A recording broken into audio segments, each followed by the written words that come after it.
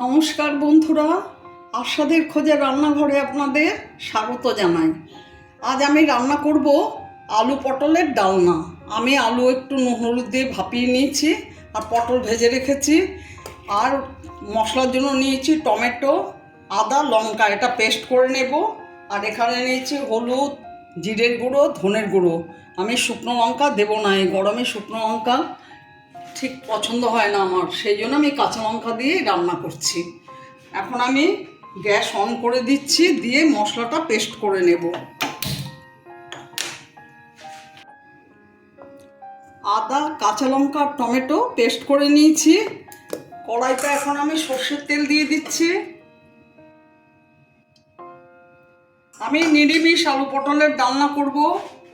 নিরামিষ দিনের খাওয়ার জন্যে তেজপাতা, শুকনো লঙ্কা দিয়ে দিলাম ফোড়নে।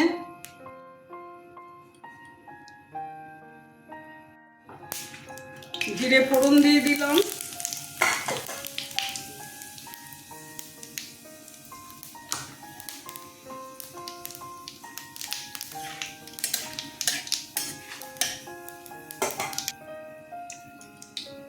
আদা, লঙ্কা, টমেটো পেস্ট দিয়ে দিলাম।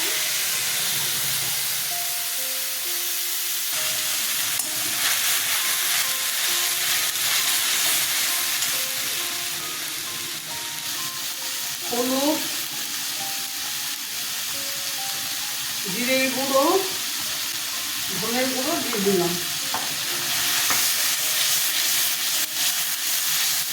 কষিয়ে তারপরে আলু আর পটল ছাড়বো। আন্দাজ মতো নুন দিয়ে দিলাম, আন্দাজ মতো চিনি দিয়ে দিলাম।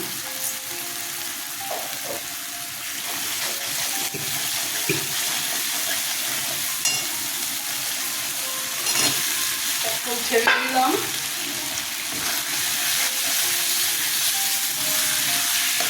আলু দিয়ে দিলাম।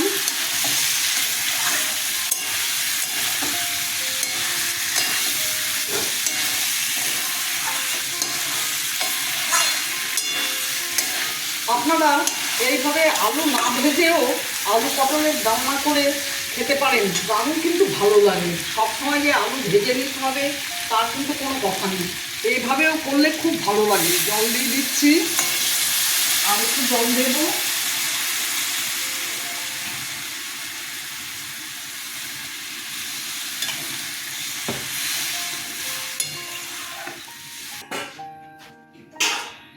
ঢেকে দিচ্ছি, একটু বাদে ঢাকাটা খুলবো।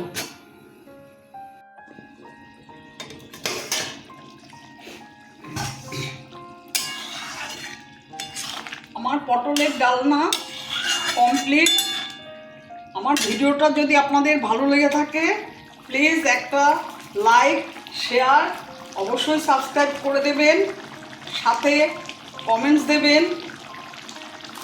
আর আপনারা ভালো থাকবেন, সুস্থ থাকবেন। আমার ভিডিওটা দেখার জন্য ধন্যবাদ। আপনারা আলু পটলের ডালনা এইভাবে করে খাবেন। আমি এখন গ্যাস অফ করে দিচ্ছি, 2 মিনিট পর সার্ভ করে দেব।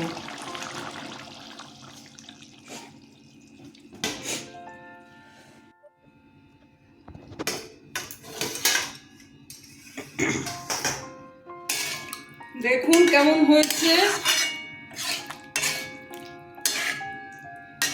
এখন সার্ভ করে দেব।